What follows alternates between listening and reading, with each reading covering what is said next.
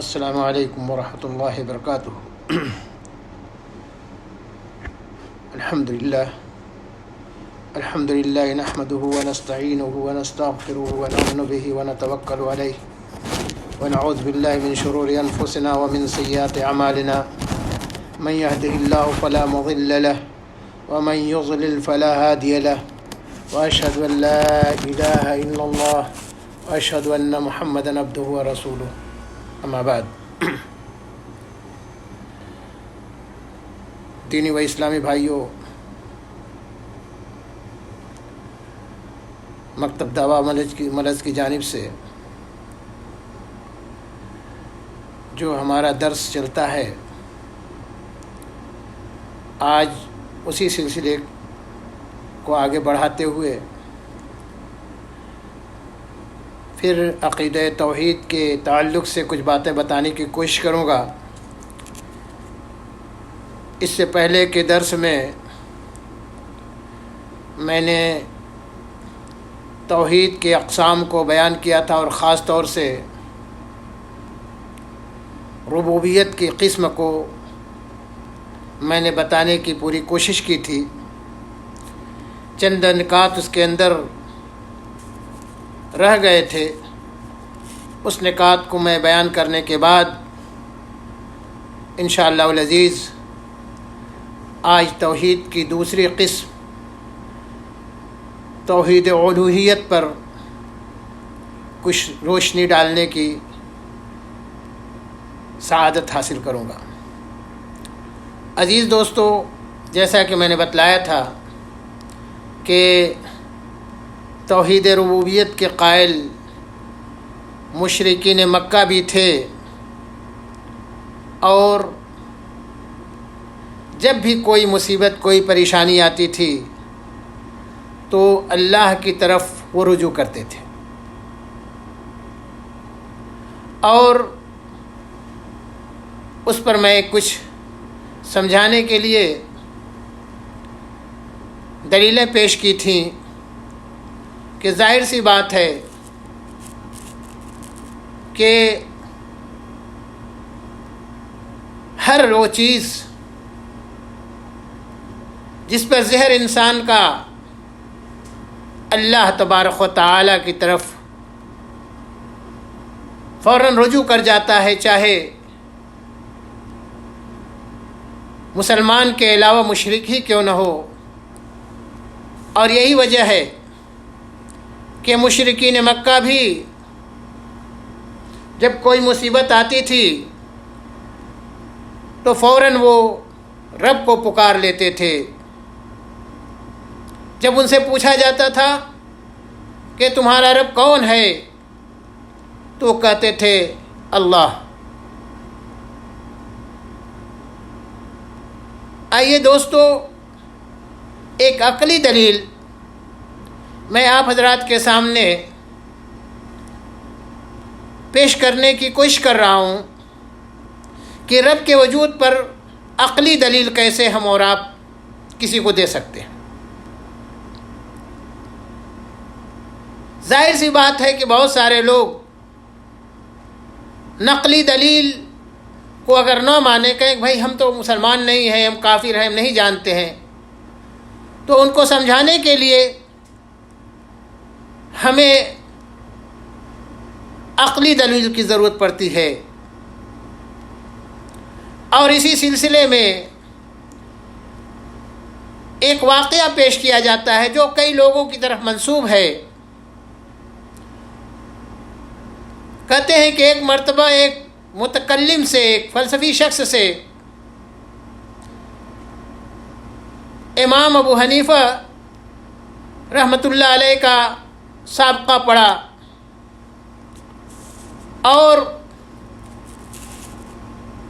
وہ شخص انکاری تھا۔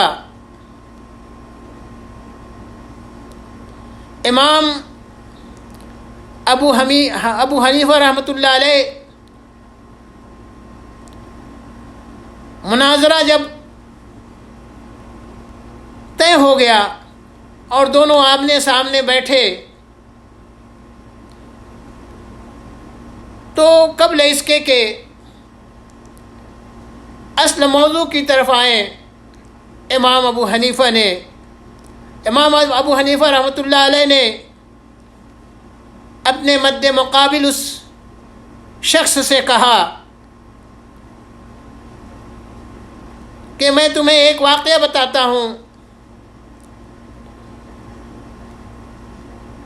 کہ میں جہاں سے آتا ہوں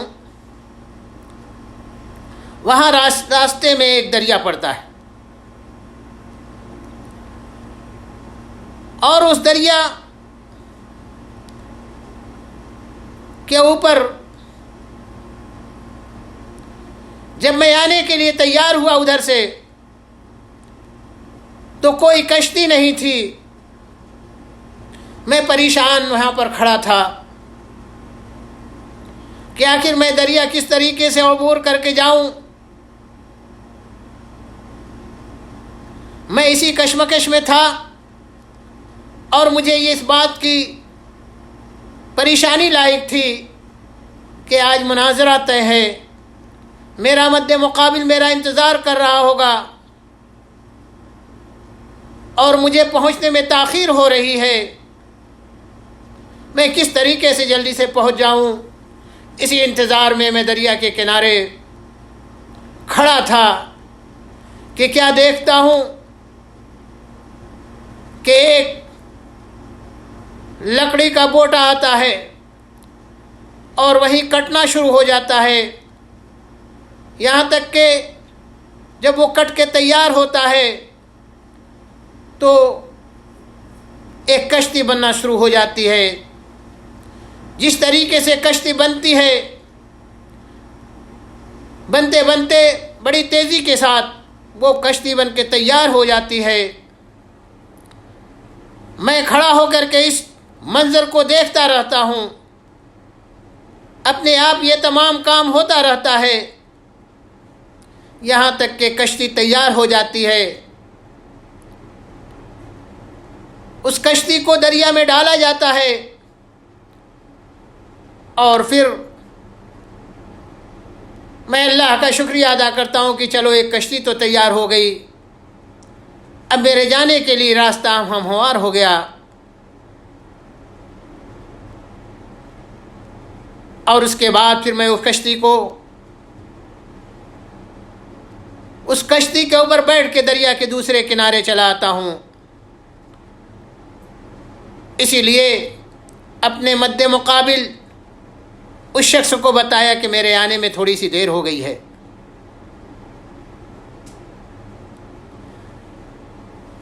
ان کا جو مد مقابل تھا، جس سے مناظرہ ہونا تھا،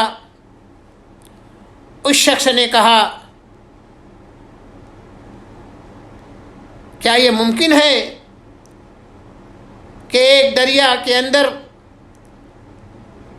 لکڑی آئے، کشتی خود بخود تیار ہو جائے، اور اس کے اوپر تاڑکول وغیرہ ملا جائے، کشتی کو بہترین صورت میں بنا کر کے اور اپنے آپ پھر وہ تیار ہو کر کے دریا میں رکھ دی جائے، خود چلی جائے، اور اس کے بعد تم اس پر بیٹھ کے چلے آؤ؟ یہ بنا کسی بنانے والے کے کیسے تیار ہو سکتی ہے؟ یہ ممکن ہی نہیں۔ اتنا اس کا کہنا تھا کہ حضرت امام ابو حنیفہ رحمۃ اللہ علیہ نے کہا کہ مناظرہ میں جیت گیا، تم نے خود اقرار کر لیا کہ بنا کسی شخص کے بنائے ہوئے کوئی چیز تیار نہیں ہو سکتی۔ جب ایک کشتی خود بخود نہیں تیار ہو سکتی تو اس دنیا کے اندر یہ زمین و آسمان، یہ چاند ستارے، یہ کہکشاں، یہ دنیا کے جتنے لوازمات ہیں کیسے خود بخود ہو سکتے ہیں، بن سکتے ہیں؟ اس کا مطلب یہ ہے کہ اس کے بنانے والا کوئی ہے۔ تم نے تو خود اقرار کر لیا اس بات کا۔ اور اس طریقے سے حضرت امام ابو حنیفہ رحمۃ اللہ علیہ اپنی فراست اپنی ہوشیاری سے اس مد مقابل متکلم شخص کو مات کر دیتے ہیں اور مناظرہ سر کر لیتے ہیں۔ عزیز دوستو، یہ عقلی دلیل اس بات پر دلیل ہے کہ اللہ رب ہمارا ہے، وہی سب کچھ کرنے والا ہے، اس کے علاوہ کوئی ذات نہیں ہے۔ اس لیے دوستو، ہمیں توحید کی قسموں کو سمجھنے کی ضرورت ہے۔ آج اپنے مسلمانوں کے اندر بھی کچھ ایسے لوگ ہیں جو میں یہ بات کہوں کہ ان مشرکین مکہ سے بھی گئے گزرے ہوئے ہیں، اس لیے کہ وہ لوگ کوئی مصیبت آتی تھی تو رب کو پکارتے تھے، لیکن آج جب کوئی مصیبت آتی ہے تو لوگ رب کو چھوڑ کر کے دنیاوی خداؤں کی طرف جاتے ہیں، قبروں کی طرف جاتے ہیں، پیروں کی طرف جاتے ہیں اور ان سے اپنی تکلیف کا مداوع طلب کرتے ہیں۔ اس لیے دوستو، ہمیں توحید کے سمجھنے کی ضرورت ہے۔ ہم اور آپ اگر اس کو سمجھ لیں تو یقیناً دوستو ہم اپنی خلقت کے مقصد کو سمجھ جائیں گے، اور نہیں تو پھر اللہ کے وجود کے ہم بھی منکر ہو جائیں گے۔ آئیے دوستو، توحید کی قسموں میں سے جو ایک دوسری قسم ہے جسے توحید الوہیت کہا جاتا ہے۔ توحید الوہیت کا مطلب یہ ہے کہ تمام قسم کی عبادت کا مستحق اللہ تبارک و تعالی ہے۔ اسی لیے اس توحید کو توحید عبادت بھی کہا جاتا ہے، کیونکہ اللہ رب العزت ہی ہمارے تمام کے تمام عبادتوں کا مستحق ہے۔ اس لیے تمام کی تمام عبادت اللہ کے لیے انجام دینا چاہیے۔ اللہ کے علاوہ کسی دوسرے شخص کی پرستش کرنا، اس کی پوجا کرنا، یہ قطعاً کسی شخص کے لیے جائز نہیں ہے، کیونکہ صرف وہی عبادت کا حقدار ہے اور کوئی شخص اس کا مستحق نہیں ہے۔ کسی بھی طرح کی عبادت اللہ وحدہ لا شریک کے علاوہ ہم نہیں کر سکتے۔ اس لیے دوستو، قرآن مجید کے اندر جتنے بھی انبیاء اور رسول کا ذکر ہے، تمام کے تمام لوگوں نے اسی دعوت کو عام کیا اور ایک اللہ کی پرستش اور عبادت کرنے کے لیے اپنی اپنی قوموں کو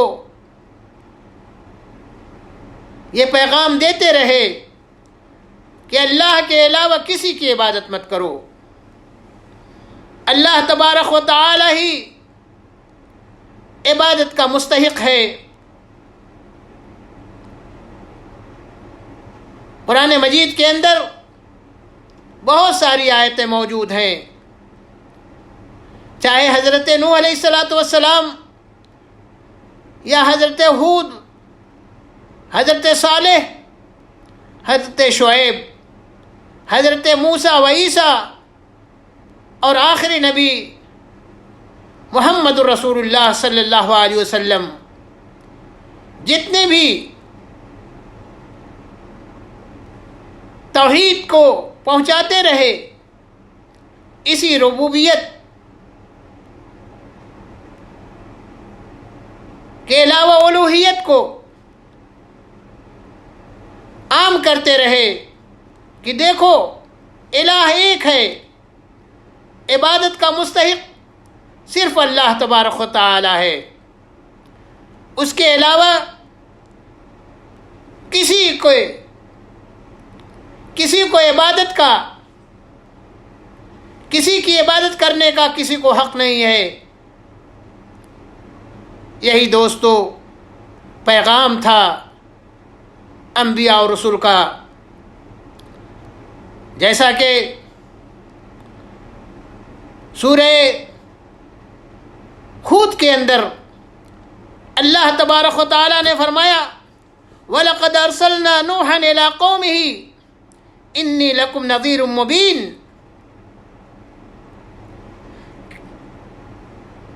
کہ یقیناً ہم نے نوح علیہ السلام کو ان کی قوم کی طرف رسول بنا کر کے بھیجا کہ میں تمہیں صاف شفاف اور ہوشیار کرنے والا ہوں، تم صرف اللہ کی عبادت کرو، یعنی میری عبادت کرو۔ اللہ تعبدوا الا اللہ، کہ میرے علاوہ کسی کی عبادت نہ کرو، اللہ کی صرف عبادت کرو۔ مجھے تم پر دردناک عذاب کا خوف ہے، یعنی اگر میری عبادت چھوڑ کر کے کسی غیر کی عبادت کرو گے تو دوستو اللہ تبارک و تعالیٰ نے کہا کہ دردناک عذاب ہے۔ اسی طریقے سے حضرت ہود علیہ السلام انہوں نے بھی اپنی قوم کی طرف، جیسا کہ اللہ تبارک و تعالیٰ نے فرمایا کہ قوم ہود کی طرف ان کے بھائی ہود علیہ السلام کو ہم نے بھیجا،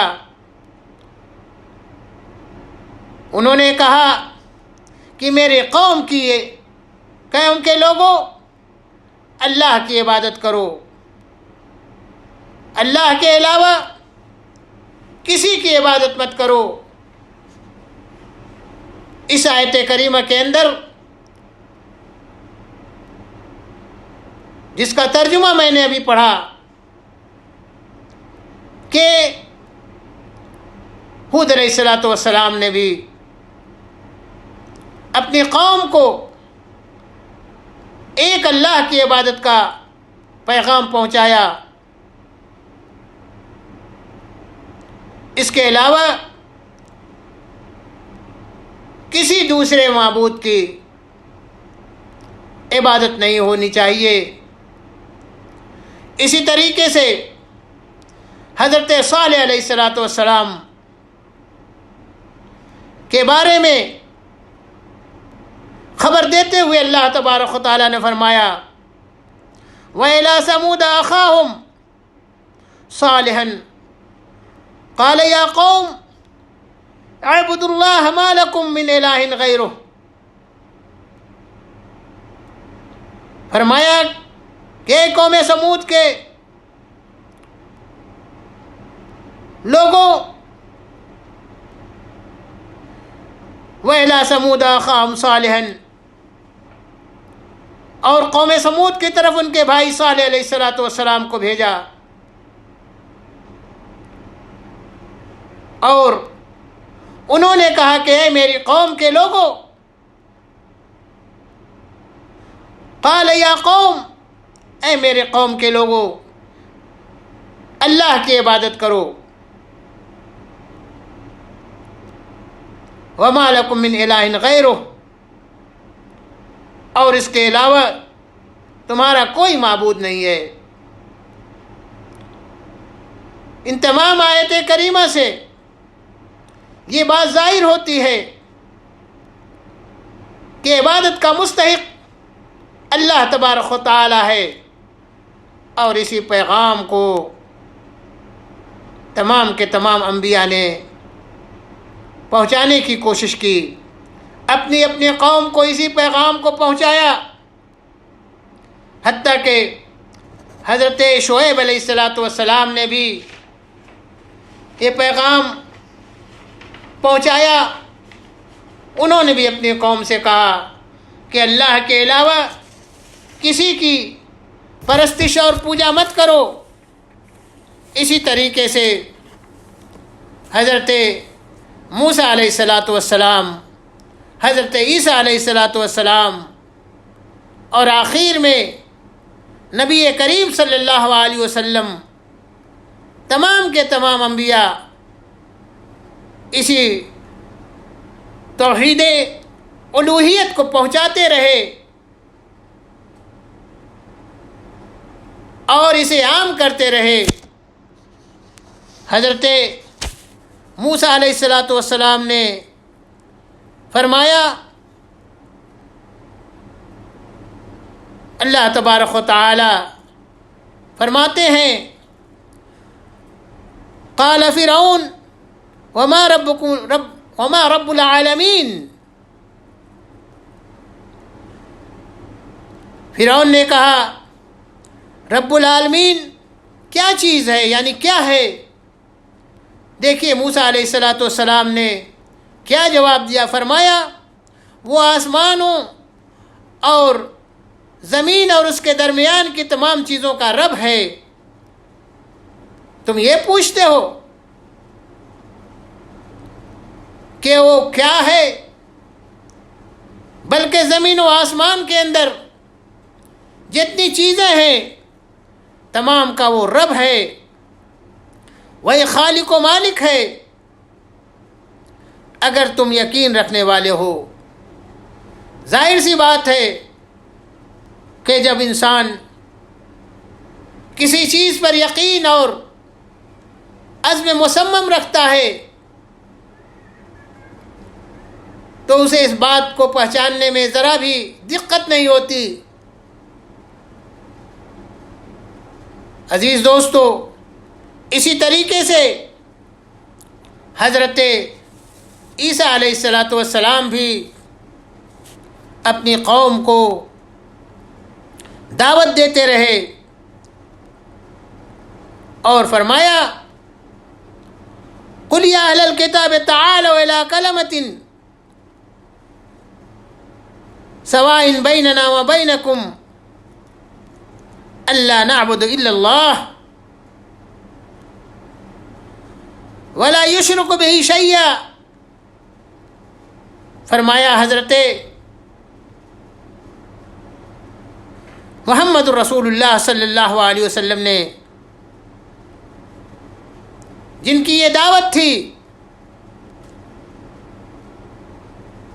کہ آپ کہہ دیجئے اے محمد، اہل کتاب سے ایسی انصاف والی کتاب کی طرف آؤ، تعالو الی کلمۃ سواء بیننا وبینکم، جس میں ہم اور تم سب برابر ہیں، ہم اللہ کے سوا کسی اور کی عبادت نہ کریں۔ ظاہر سی بات ہے کہ اللہ کے علاوہ کسی کی عبادت کرنے کا کسی کو ادھیکار نہیں، کسی کو حق نہیں کہ اللہ کے علاوہ کسی کی عبادت کرے۔ اس لیے دوستو، چاہے وہ نوح ہوں، ہود علیہ السلام ہوں، شعیب علیہ السلام ہوں، یا موسیٰ علیہ السلام، عیسیٰ علیہ السلام، اور آخری نبی محمد الرسول اللہ صلی اللہ علیہ وسلم ہوں، تمام کے تمام لوگوں نے اللہ کی عبادت کی دعوت دی.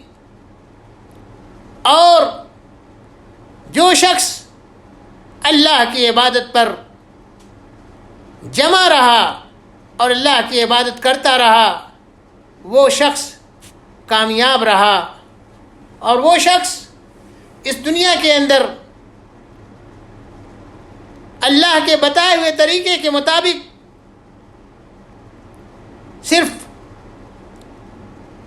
اللہ ہی کی عبادت پر قائم و دائم رہا، وہ کامیاب رہا.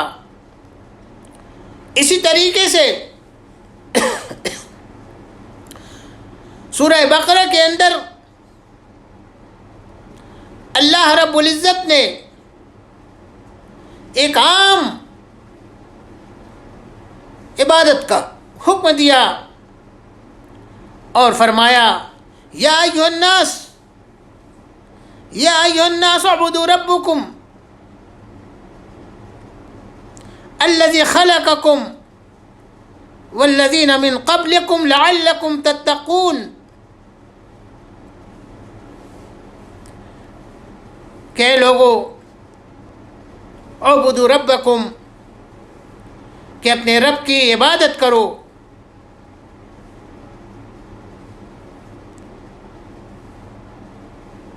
اور اس کے علاوہ کسی کی عبادت مت کرو، جس نے تمہیں پیدا کیا، الذی خلقکم والذین من قبلکم، جس نے تمہیں پیدا کیا اور تم سے پہلے کے لوگوں کو بھی پیدا کیا. اس کے علاوہ کسی کی عبادت مت کرو. دوستو، ہمارا اور آپ کا پیدا کرنے والا کون ہے؟ جو خالق ہے، جو مالک ہے. ہمیں اس کی عبادت کرنے کا حکم ہے.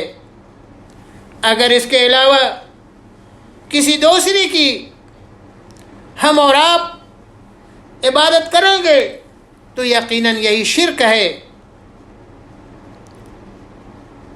آج یقین جانیے دوستو، کتنے ایسے نام نہاد مسلم ہیں جو اللہ رب العزت کی عبادت سے گریز کرتے ہیں، یا اس کی عبادت کے ساتھ ساتھ غیروں کو شریک کرتے ہیں. اس کی عبادت کے اندر دوسروں کو ساجیدار بناتے ہیں. اور یہ چیزیں مسلمان ہو تو یقیناً وہ اپنے نفس کا محاسبہ کرے کہ کیا ہم غیر کی پوجا کر کے اسلام کے اوپر قائم و دائم رہ سکتے ہیں؟ نہیں دوستو، جب ہم توحید کے اس دوسری قسم کو،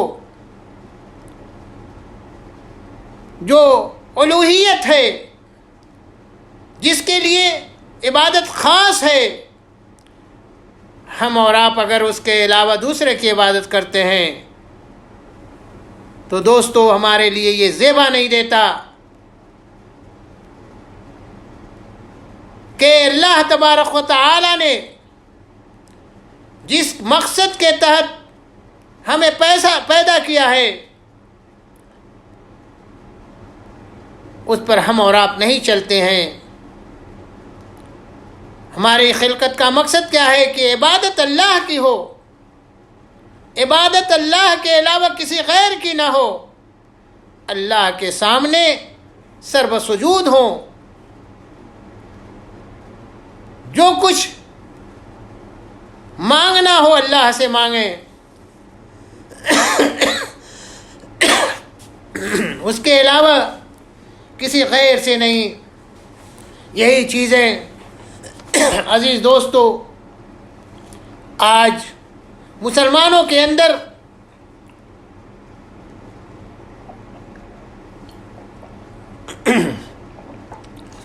اس طریقے سے آئی ہوئی ہے کہ شرک کو اللہ کے ساتھ ہم ملا دیتے ہیں، ساجدار بنا دیتے ہیں۔ وحدہ لا شریک ہے وہ، اس کی ذات عبادت کے لائق ہے، اور اسی عبادت کے لیے ہم اور آپ پیدا کیے گئے ہیں دوستو۔ اس لیے اللہ تبارک و تعالی نے جتنے بھی انبیاء اور رسول کو اس دنیا کے اندر بھیجا، اپنی عبادت کے لیے بھیجا، اور اسی لیے اللہ تبارک و تعالی نے سورہ نحل کے اندر ارشاد فرمایا وَلَقَدْ بَعَثْنَا فِي كُلِّ أُمَّةٍ رَسُولًا أَنِ اعْبُدُوا اللَّهَ وَاجْتَنِبُوا الطَّاغُوتَ، کہ ہم نے ہر امت میں رسول بھیجا، ہم نے ہر امت کے اندر رسول بھیجا، کس لیے؟ کہ صرف میری عبادت کرو، اللہ کی عبادت کرو، اس کے علاوہ کسی کی عبادت مت کرو۔ واجتنبوا الطاغوت، اور بتوں کی پرستش سے باز آ جاؤ، اور تمام کے تمام معبودان باطلہ سے بچو، ان کی پوجا مت کرو۔ آج دوستو یہ چیزیں پائی جاتی ہیں۔ واجتنبوا الطاغوت، لیکن طاغوت سے اجتناب کرنے کا حکم ہے، بچنے کا حکم ہے، اور ان معبودوں سے ہمیں دور رہنے کی ضرورت ہے۔ لیکن دوستو آج مسلمانوں کے حالات بد سے بدتر ہوتے چلے جا رہے ہیں۔ میں ہمیشہ یہ بات کہتا ہوں کہ اگر ہمارا عقیدہ درست نہیں ہے، عقیدے کے اندر فتور ہے، عقیدہ ہمارا غلط ہے، تو دوستو ہم اور آپ کامیابی کی منزل پر نہیں جا رہے ہیں، اپنی پیدائش کے مقصد کو بھولے ہوئے ہیں۔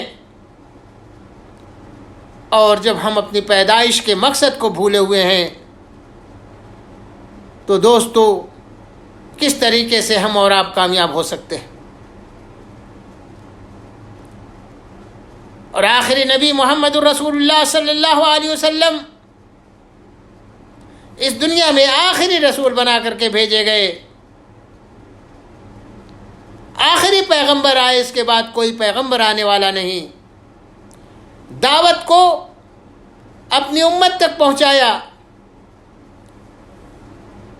اب یہ ذمہ داری ہے ہماری اور آپ کی کہ اس دعوت کو قبول کریں، اس دعوت پر جمے رہیں، تب ہماری کامیابی ہے دوستو۔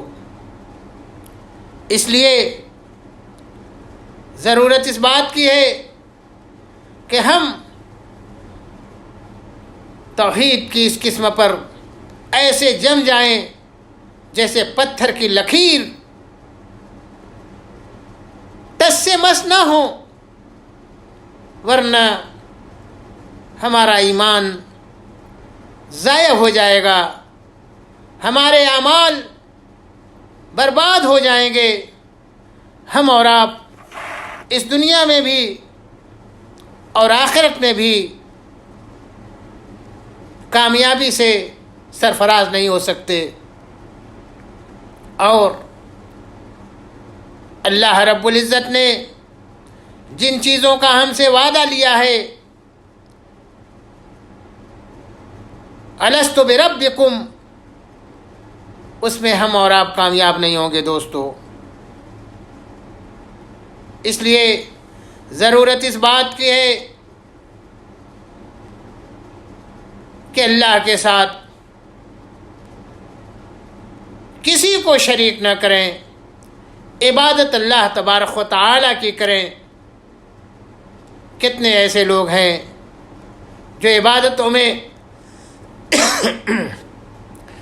غیروں کو شریک کرتے ہیں، چاہے وہ نظام الدین اولیاء پہ جا کر کے ان سے مانگتے ہوں، چاہے اجمیر شریف جا کر کے ان سے مانگتے ہوں، چاہے حجویری سے مانگتے ہوں، چاہے دنیا کے کسی کی کونے کے اندر کسی کا بھی مزار ہو، اگر ان سے طلب کرتے ہیں دوستو تو یہ شرک ہے. گویا آپ نے اللہ وحدہ لا شریک کو چھوڑ کر کے غیر کی عبادت کیا. اللہ کے ساتھ آپ کا لگاؤ نہیں ہے. اللہ رب العزت نے جس مقصد کے تحت پیدا کیا ہے وہ آپ کا مقصد فوت ہے. اس لیے دوستو ضرورت اس بات کی ہے کہ توحید کو سمجھیں، توحید کو سمجھ کر کے اس پر عمل کرنے کی کوشش کریں. یقین جانیے دوستو اسی میں ہمارے لیے اور تمام کے تمام لوگوں کے لیے کامیابی ہے. اللہ تبارک و تعالی ہمیں صحیح سمجھ عطا فرمائے اور توحید کے قسموں کو سمجھ کر کے اس پر عمل کرنے کی توفیق عنایت فرمائے. وما علینا الا البلاغ وآخر دعوانا ان الحمد للہ رب العالمین. السلام علیکم ورحمۃ اللہ وبرکاتہ.